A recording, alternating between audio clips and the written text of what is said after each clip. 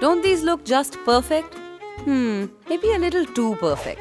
Let's add some color. Maybe orange? This orange should do just fine. Let's use it at the bottom of the pot. Then we'll mix in a touch of white and use the lighter shade as we go up. Then use a little more white, you can be generous. And use the lightest shade at the top of the pot. All done! Check if it's dry and then pop it back into place. Another sweet thing in this candy-coated wonderland.